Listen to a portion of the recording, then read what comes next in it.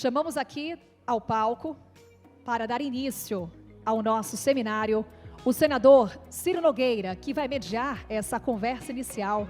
Por favor, senador.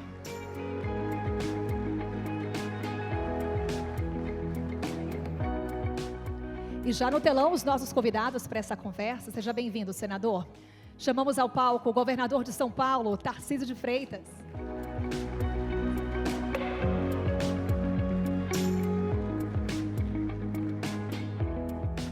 E chamamos também o prefeito de São Paulo, Ricardo Nunes. Por favor, prefeito.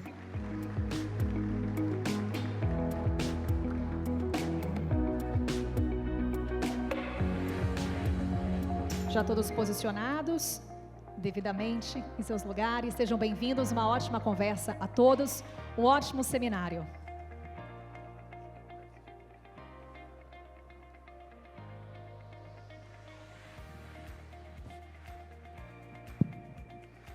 Bom dia. Bom dia, João. Bom dia ao Grupo Esfera.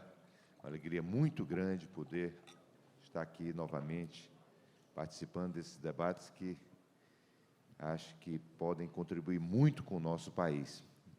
E eu gostaria de iniciar aqui essa mediação. Governador, toda vez que eu estou ao seu lado, eu me encho de coragem e de esperança com o futuro desse país. E eu quero hoje fazer uma pergunta, e pode ter certeza que não é uma provocação, mas é uma pergunta do que o senhor pensa para os próximos anos do nosso país.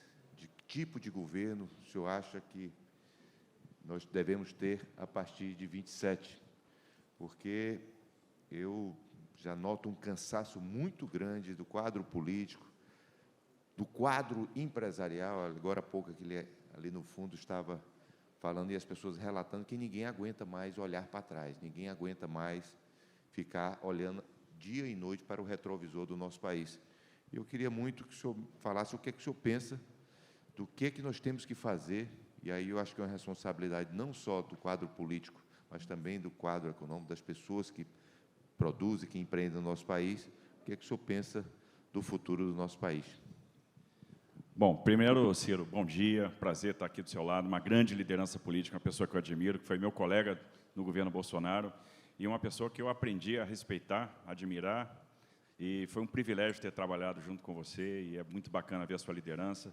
Muito feliz de estar aqui do lado do prefeito Ricardo Nunes, e agradecer o honroso convite do João Camargo, da Aninha, da Camila. João, muito obrigado, parabéns por estar promovendo esse tipo de debate.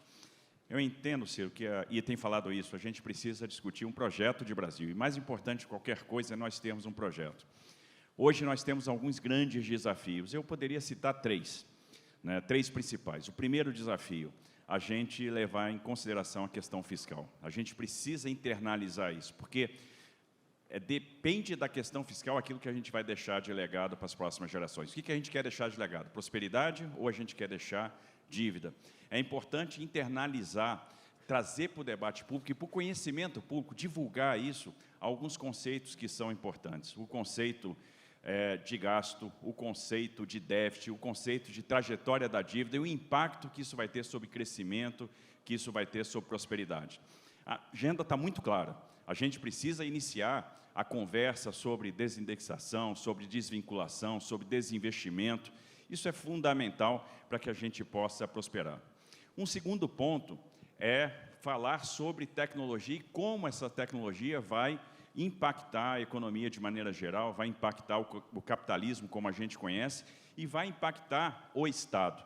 A gente precisa inovação, a gente precisa trazer conceitos que são novos. A gente precisa trazer para cá o conceito de inteligência artificial para o Estado, a gente precisa falar de blockchain, a gente precisa falar de internet das coisas, a gente precisa ver como isso vai impactar o tamanho do Estado, a dimensão da força pública, que uma das coisas que a gente tem que fazer é diminuir o tamanho do Estado, isso é fundamental, é enxugar, e a tecnologia vai ter um papel fundamental. E o terceiro ponto é falar de segurança pública, porque ninguém aguenta mais viver a questão da insegurança. Segurança pública é fundamental. E a gente precisa, quando fala de segurança pública, pensar em duas coisas. Primeiro, aumentar o custo do crime. Segundo, diminuir a mobilidade do crime. E aí é necessário liderança para todas essas questões, para a gente discutir a questão fiscal, para a gente implementar uma agenda fiscal que vai nos garantir a prosperidade, é só olhar aqui para pertinho. Olha o que a Argentina fez. Como que ela conseguiu reduzir o tamanho do Estado, como ela diminuiu a despesa pública, o efeito que isso está tendo em termos de inflação, o efeito que isso está tendo em termos de crescimento. Ora, se a gente se endivida muito, se a gente gasta muito, a gente vai ter que se financiar. Quando a gente se financia, seja pela via da moeda, a gente está gerando inflação, seja pela via da dívida, a gente está elevando taxa de juros, a gente está tirando, está drenando prosperidade, a gente está drenando produtividade, a gente está matando o investimento.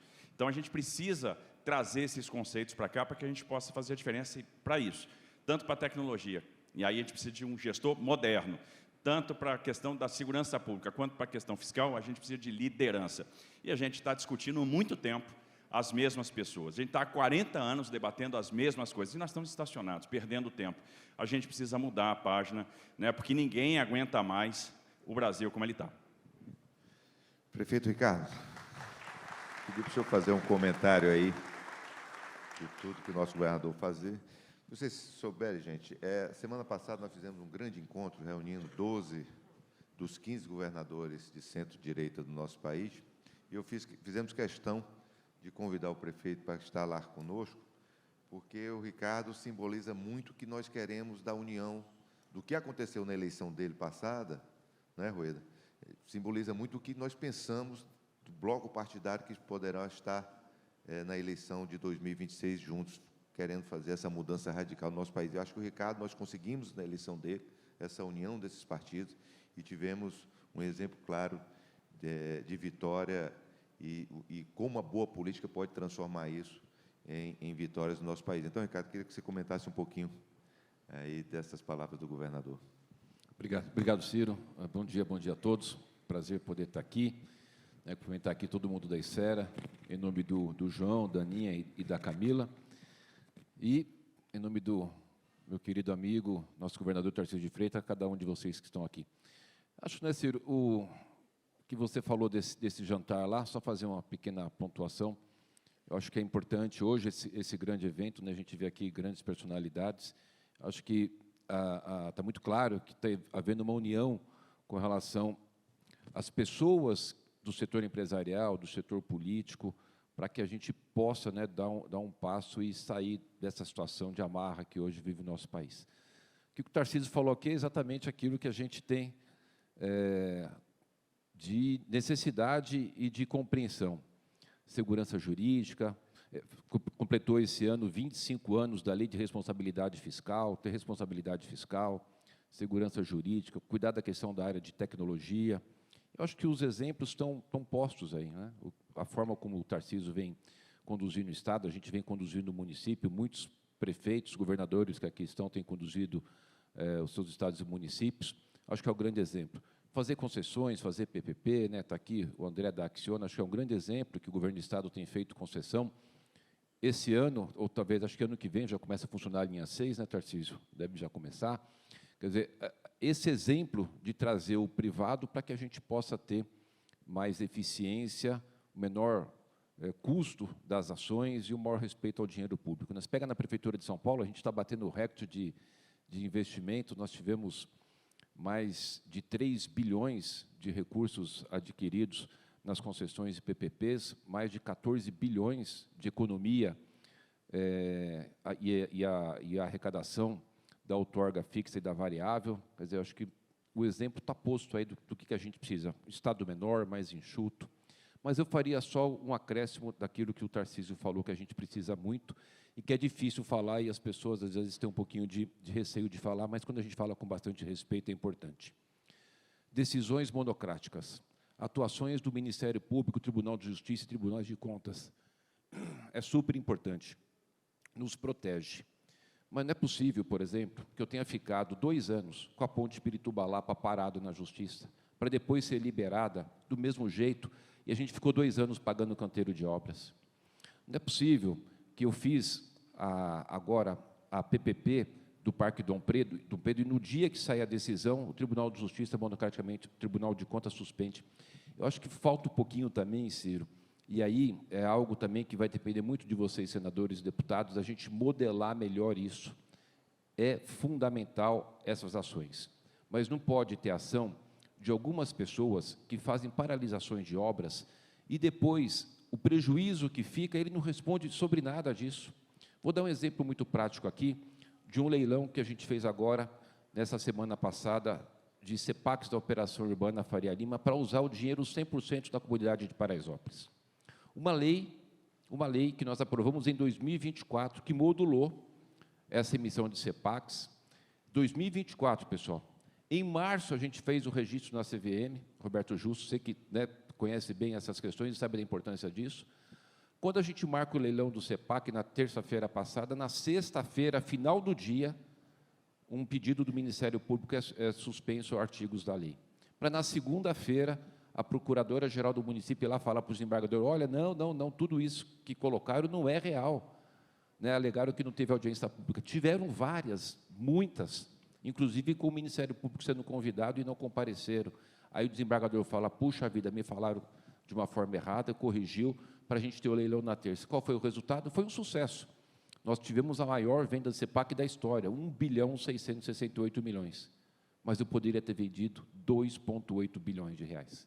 Então, eu acho que essa questão do desenho político, de que é preciso refrigerar, sair daquela época de governo dinossauro, pensar para frente, ter uma gestão arrojada, mas eu acrescentaria de tudo que o governador Tarcísio falou, acho que essa questão, essa compreensão de que as coisas não podem parar, não pode travar, tem que fiscalizar, e muito, porque isso nos protege, mas eu acho que precisa ter um pouquinho de compreensão daquilo que é feito e que acaba atrasando as ações para o desenvolvimento da cidade. E, só concluindo, eu acho que a gente precisaria reforçar as nossas agências regulatórias.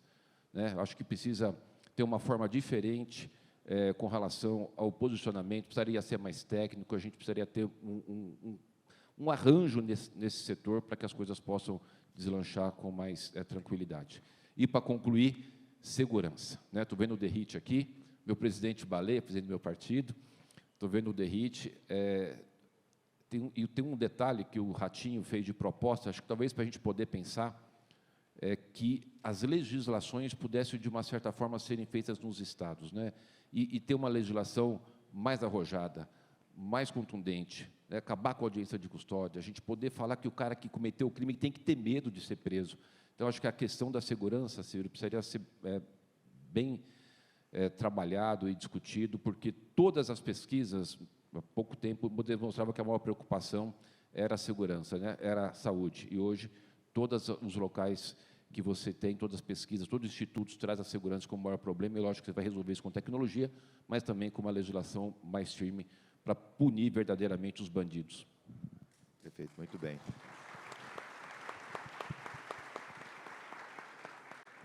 Mas, governador Tarcísio, o senhor governa o nosso maior estado e será um fator decisivo na escolha do nosso candidato no futuro,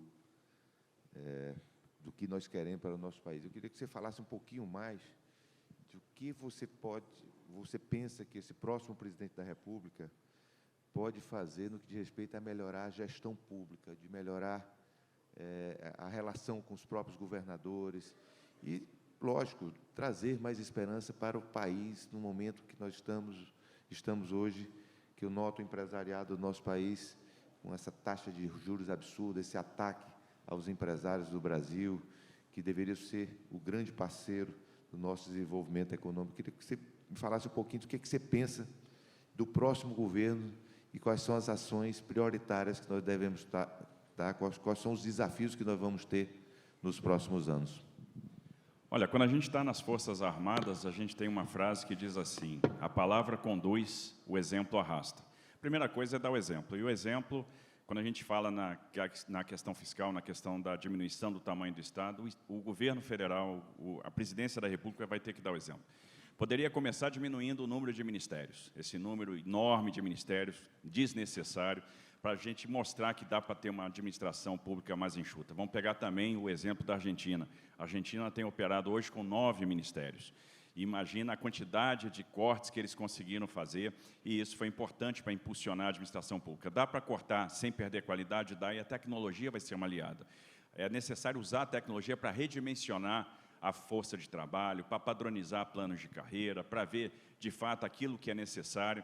A gente tem que encarar a agenda fiscal do Brasil, e a agenda fiscal do Brasil é muito conhecida. Nós temos excelentes nomes que poderiam estar no Ministério da Fazenda e que sabem exatamente o que tem que fazer.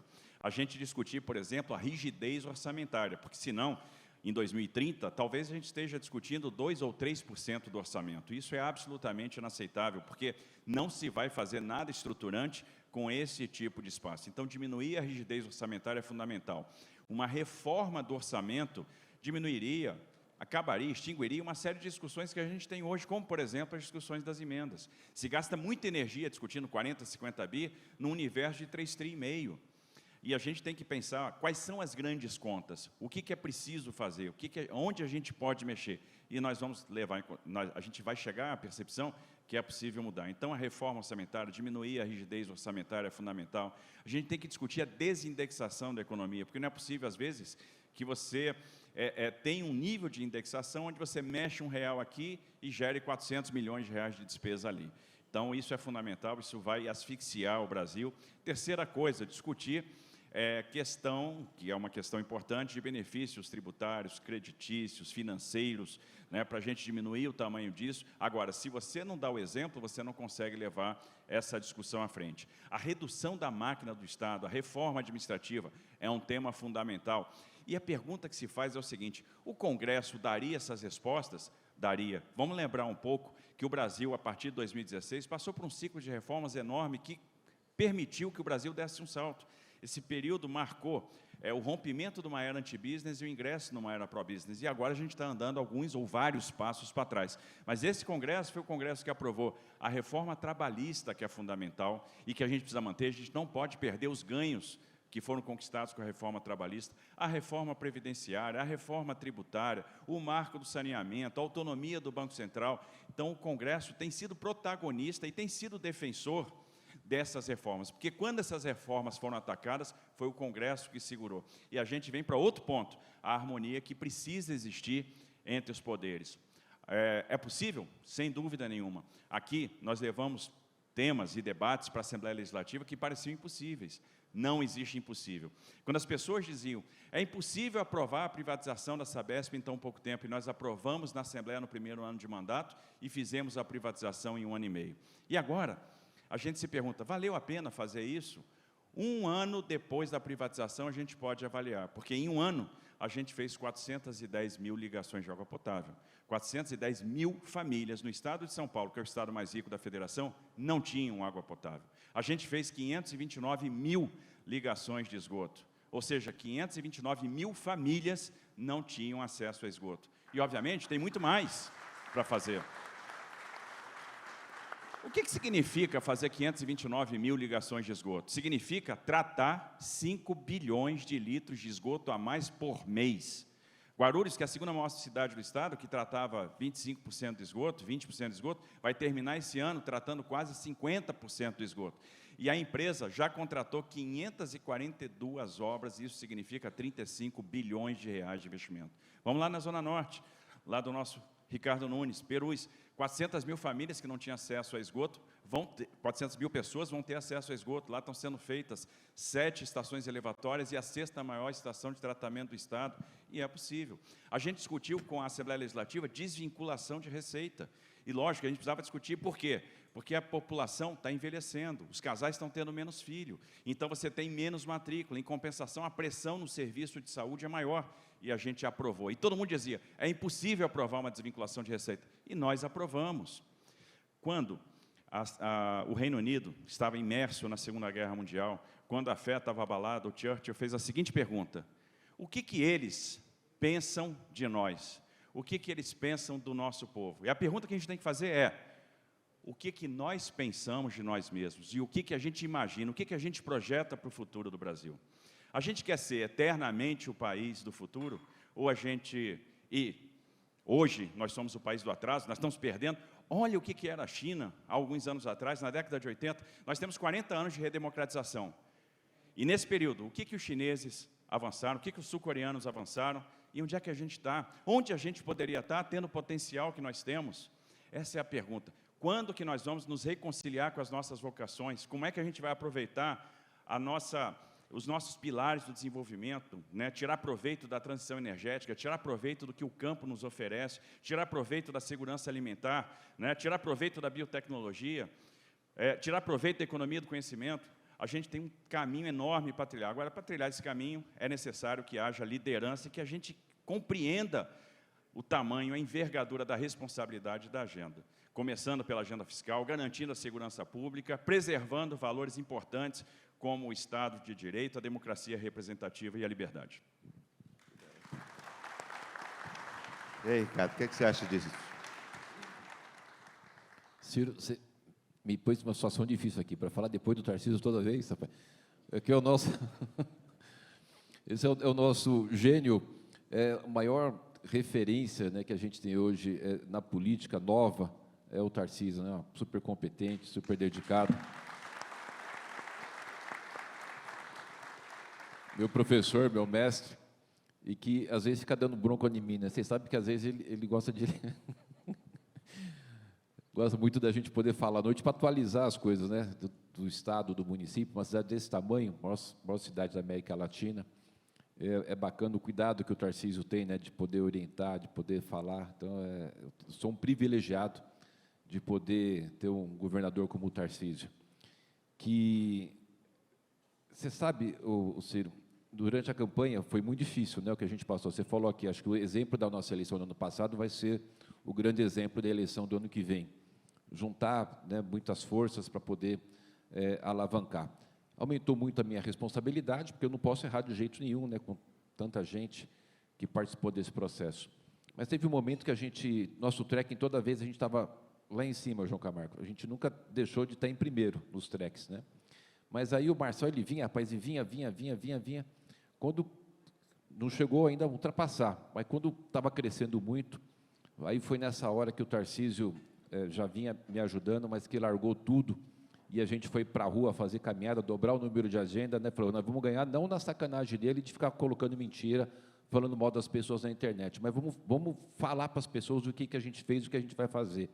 Ganhar com honra, e fazer caminhada em Itaquera, em Perus, em Capão Redondo, foi muito bacana. E tem uma coisa que, passada a eleição, um dia a gente foi fazer uma agenda, nós estávamos lá no parque, lá na zona norte, e o Tarcísio me contou um negócio, que eu vou tomar a liberdade de falar aqui, Tarcísio. O Tarcísio, durante o período da campanha, ele identificou alguns nódulos, né, Tarcísio? E que ele tinha que fazer um procedimento para tirar e ver se aqueles nódulos eram malignos ou benignos. Ele não fez, ele esperou terminar a campanha para depois fazer esse procedimento, porque na campanha se dedicou como nenhum outro para a gente poder não entregar a cidade para as pessoas que poderiam causar mal, porque o que tem nessa cidade repercute evidentemente no país. Então, esse é o Tarcísio, né, que deixou de fazer um procedimento médico, porque tinha uma possibilidade de ser câncer. Graças a Deus, terminou a campanha, ele fez, né, fez os exames, não era benigno. Então, a gente tem essa gratidão com esse cara que não é só uma pessoa que tem uma capacidade gigantesca de gestão, de seriedade e de honestidade, mas também de hombridade, porque durante todo o momento, não foi nos momentos mais difíceis que ele abandonou, fui aí, Roberto Justus, que ele mais entrou. Então, acho que também demonstra uma linha de caráter que é algo importante, fundamental para um bom gestor, né? A pessoa ter caráter. Queria deixar esse registro aqui, esse meu agradecimento a você, viu, Tarcísio? Obrigado.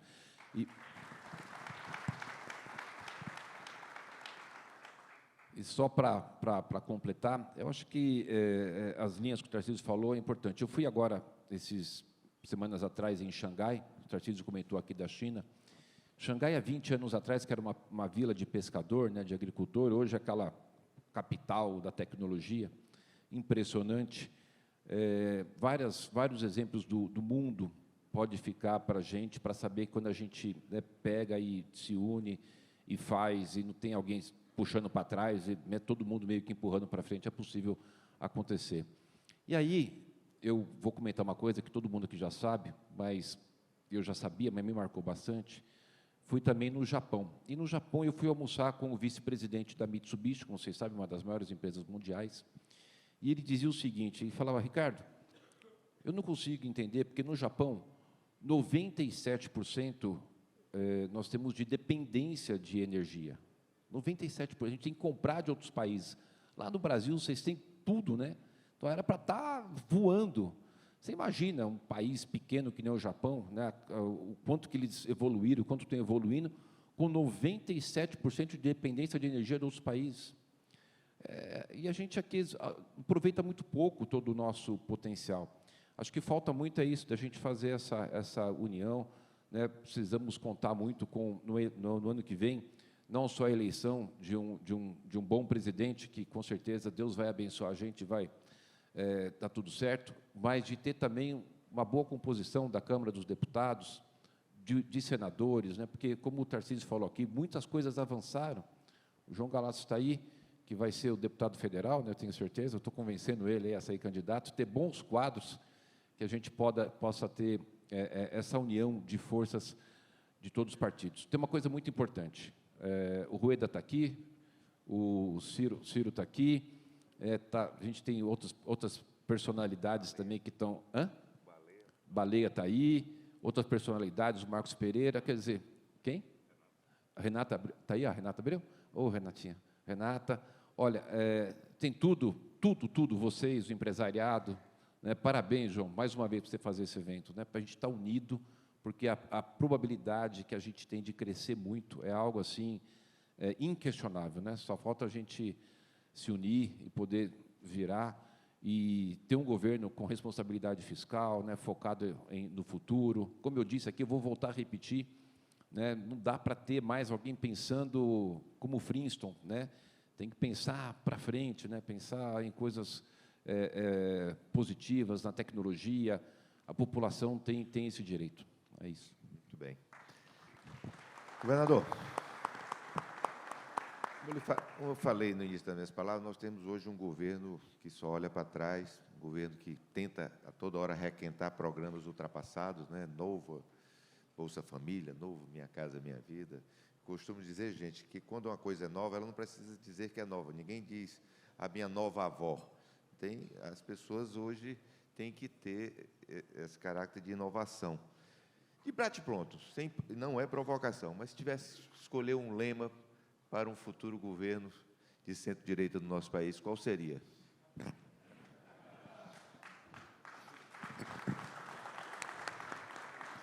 Isso é uma tarefa difícil, Ciro, porque eu acho que esse é um papel que cabe aos marqueteiros, né? É difícil pensar em alguma coisa, mas vamos voltar à história, vamos lembrar do passado, e vamos lembrar do seguinte, e hoje a gente está num conflito passado, futuro, e a gente vai estar chegando numa encruzilhada bem ali na frente, e a gente vai ter que escolher se a gente quer continuar no passado, ou se a gente quer ingressar no futuro. Lá atrás, a gente teve uma pessoa que governou o Brasil por muito tempo, fez muita coisa, foi a pessoa que governou o Brasil pelo maior período de tempo, que foi o Getúlio Vargas. Ninguém governou o Brasil na história da República por tanto tempo como Vargas. E o Vargas tem um acervo de realizações, e é por isso que ele se tornou um líder popular, um líder carismático. E ele retorna ao poder, né, em 50, tem o poder abreviado numa tragédia, ele acaba indo mal, enfrentando uma série de oposições, aquilo culminou com ele tirando a própria vida, e aí se instala a confusão no Brasil. E agora, como é que vai ser? Aquele líder carismático, aquele líder popular, e aquela pessoa que governou o Brasil por muitos anos, já não estava mais lá, e o Brasil imerso na confusão. Temos saída? Eis que vem Getúlio Vargas, eis que vem Juscelino Kubitschek. E a gente tem o ingresso Juscelino Kubitschek, e ele vem com um lema ousado, né? 50 anos em 5. E esse cara impulsiona a indústria, ele interioriza o Brasil, ele constrói Brasília, o pessoal fala assim, ele construiu o Brasília em 5 anos, na verdade ele construiu o Brasília em 3, porque a autorização do Congresso sai em 57, ele conclui a construção de Brasília em 1960. Ele construiu uma cidade, que hoje é a nossa capital, em 3 anos.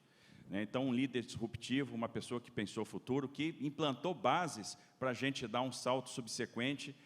Então, Eu não sei qual vai ser o lema de um novo governo. Eu sei que a gente precisa fazer pelo menos 40 anos em 4. Isso está muito claro.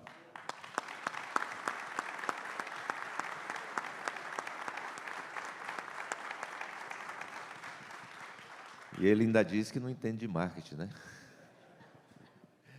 Eu acho que esse lema é perfeito, governador. Agora, mudar um pouquinho de assunto, gente.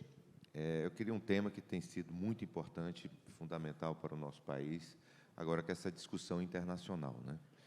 Porque nós temos um presidente da República que, me perdoe as palavras, agindo de forma irresponsável para ter ganho político ou crescer um pouco na sua popularidade, ataca sistematicamente aquele que é o nosso parceiro mais histórico, né, que é responsável por 30% dos investimentos no nosso país.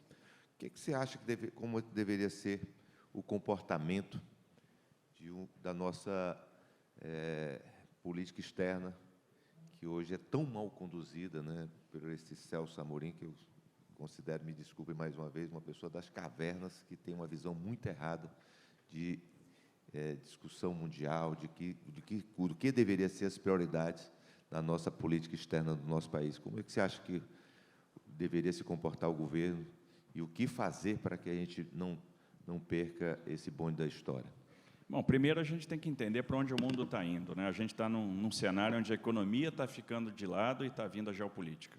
Então, a geopolítica está substituindo a economia. Olha a competição dos países. Veja o que aconteceu, né? O pessoal estava preocupado de tomar um susto com a pandemia, tomou um susto com a concentração de mercados na China, e aí, olha, a gente precisa do nearshoring, a gente precisa produzir perto dos nossos parceiros. Aí, de repente, vem a guerra da Ucrânia, então o russo invade a Ucrânia. Opa, não é só isso, eu preciso do friendly shoring, eu preciso também produzir com os meus amigos, eu preciso mudar a parceria. A gente tem a competição por terras raras, a gente tem a competição, né, por aquilo que vai nos proporcionar tecnologia, porque é a tecnologia que vai impulsionar o capitalismo, né, é o conhecimento que vai impulsionar o capitalismo. E está todo mundo se arranjando e se posicionando no tabuleiro. Então, a geopolítica tem um papel fundamental. E, no passado, o Brasil sempre teve habilidade. A gente tem dito que o Brasil via no salão aqui o chinês, via no salão americano, ia lá, tirava o americano para dançar, tirava o chinês para dançar e não pedia nenhum dos dois em casamento. A gente sempre teve essa habilidade. Ora, o chinês, maior parceiro comercial do Brasil, o americano, maior investidor estrangeiro direto, e a gente sempre soube lidar com os dois da melhor forma possível. A diplomacia brasileira sempre foi caracterizada, sempre foi conhecida por essa habilidade. E, de repente, a gente resolve jogar o pragmatismo fora, se alinhar a um determinado eixo, e isso tem um papel relevante que a gente não está vendo. Não é a questão da tarifa, não é só isso. Tem uma coisa muito pior, que é afastar o investimento. Esse é o grande efeito. E talvez isso não esteja sendo devidamente dimensionado. E essa é a grande preocupação, porque aí, mais uma vez, a gente vai perder o bonde da história e nós vamos ficar para trás.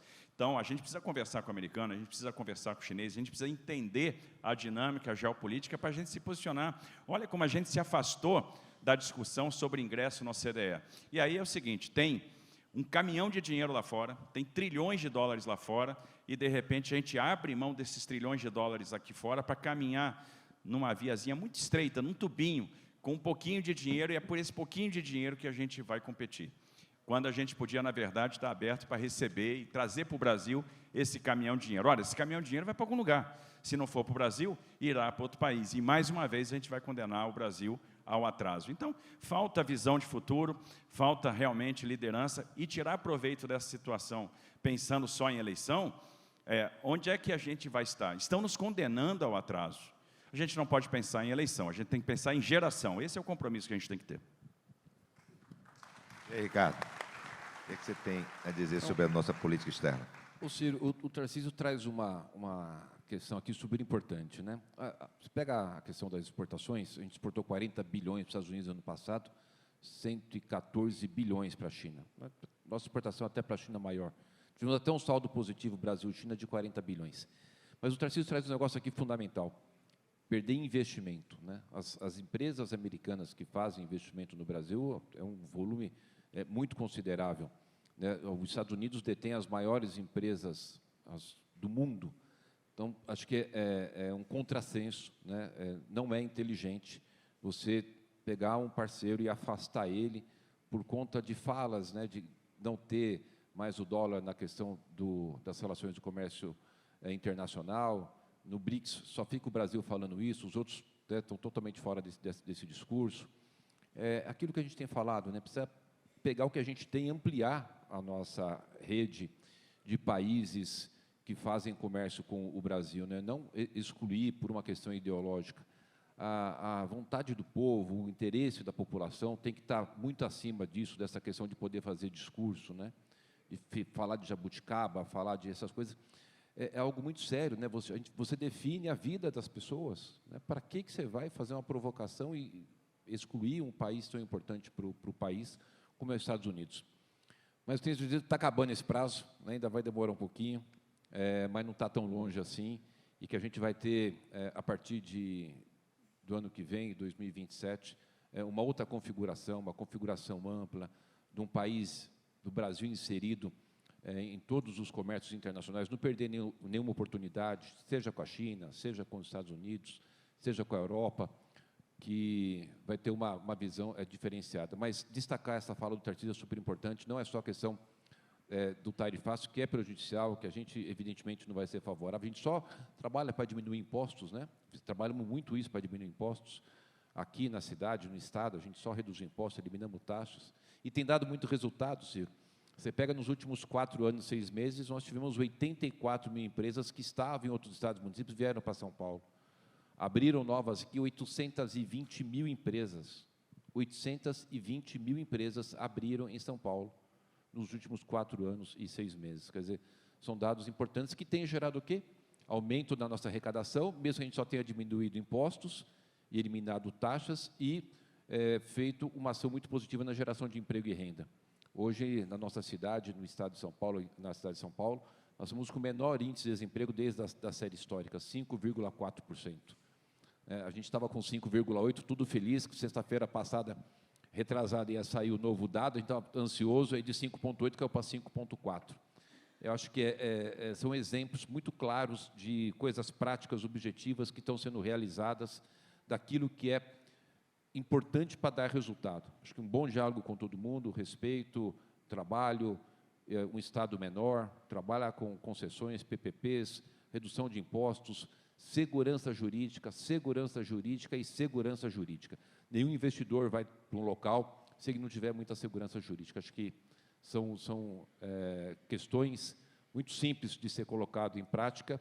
A receita está posta, né? Agora também vai conseguir fazer essa ação aquele que consegue e tem capacidade de juntar todos esses ingredientes e fazer com que saia do forno, né, uma nova visão de mundo, de país, para que a gente busque o nosso desenvolvimento. É isso. Muito bem.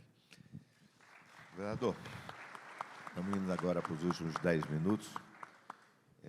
Tem um tema que é muito importante, principalmente para nós do Nordeste, que é a questão dos programas sociais. Nós temos, desde Fernando Henrique, que foi quem iniciou verdadeiramente, quem iniciou esses programas sociais no nosso país, um aumento significativo do número de pessoas beneficiadas, né? Eu sou de um estado que tem mais Bolsa Família do que carteira assinada. E, às vezes, eu sou criticado no Piauí dizer que quando a maior parte da população do Piauí, quando morre, só deixa como herança para os seus filhos o Bolsa Família.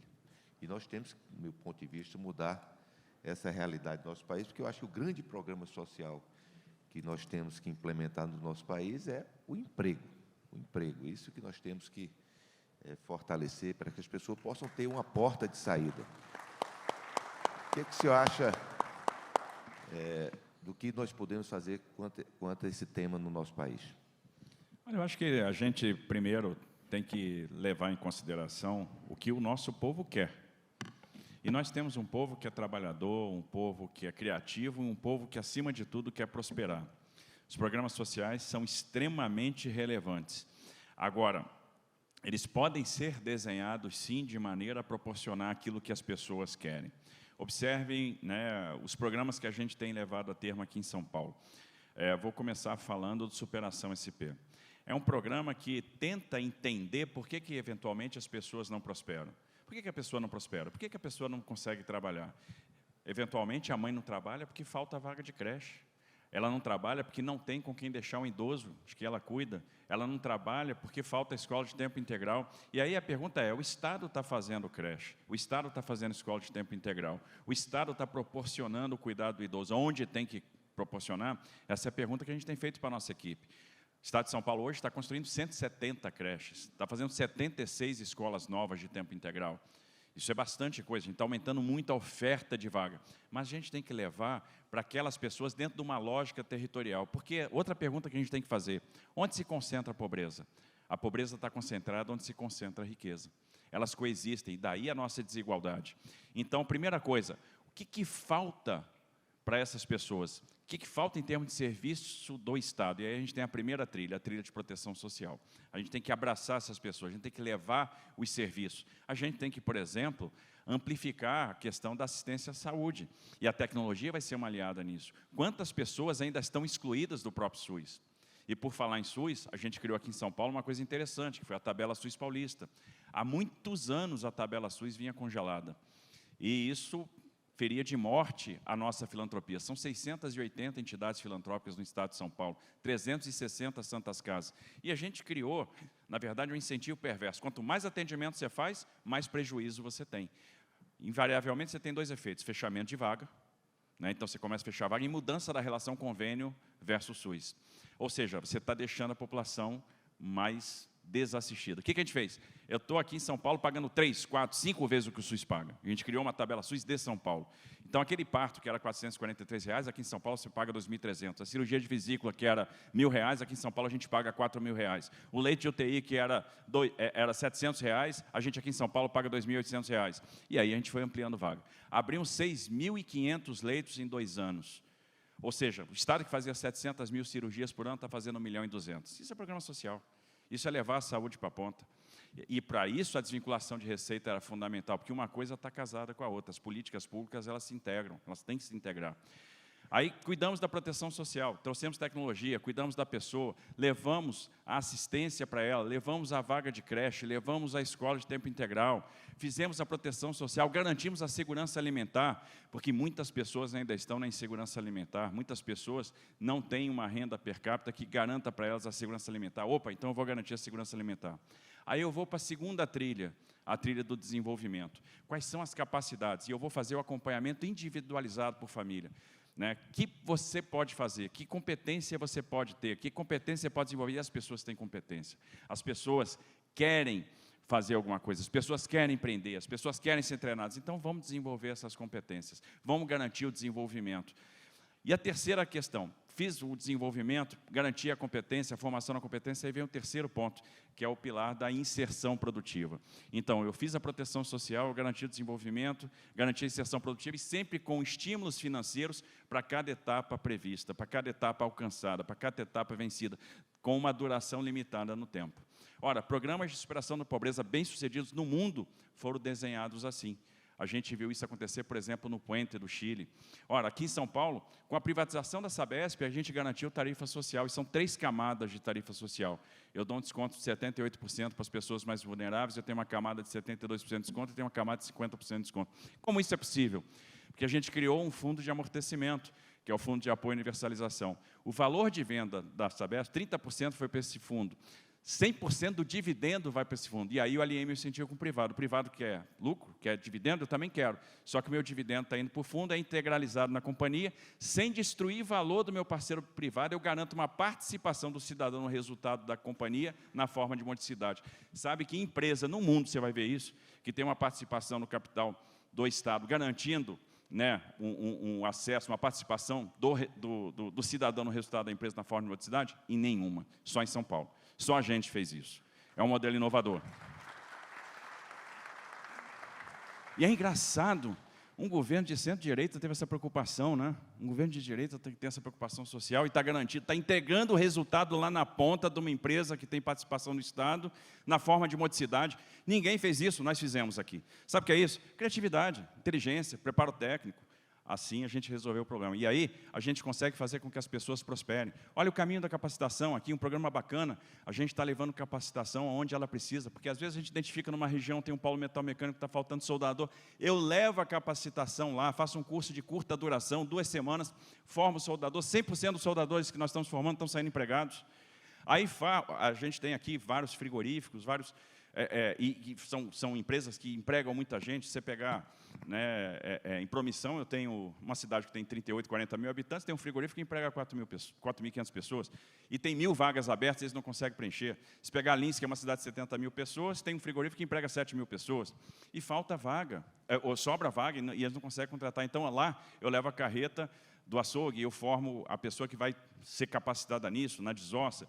Nos supermercados tem 40 mil vagas abertas, açougue, padaria, são as áreas do supermercado que mais remuneram, e aí a gente leva a carreta e forma essas pessoas, e as pessoas estão terminando a formação e saindo empregadas.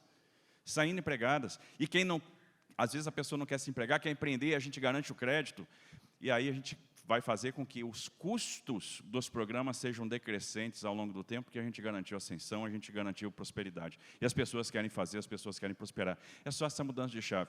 E se você mostrar para as pessoas que elas são capazes, se você mostrar o caminho, e o grande convite que a gente faz é, eu quero caminhar junto com você. Me deixa caminhar junto com você e eu vou mostrar que você é capaz. Você é capaz de vencer. Isso é possível. E a gente está mostrando que é possível. Muito bem. 2 questões, gente. Vocês entenderam agora, porque toda vez que eu encontro com esses 2 gestores, eu saio tão cheio de esperança com o nosso país, né? E a outra questão, vocês me ajudem também depois a pensar, a gente imaginar onde é que nós vamos achar esse candidato que vai conduzir o nosso país, né? Mas, gente, vou deixar aqui as palavras finais do nosso Ricardo, depois nosso governador fechar. Foi um prazer enorme estar ao lado de vocês, contem comigo. E vocês estão sendo um exemplo para o nosso país, de gestão da nossa maior cidade e de uma gestão que tem nos esperado muito, governador, que nós esperamos que isso seja um dia implementado no Brasil como um todo. Obrigado a todos. Obrigado.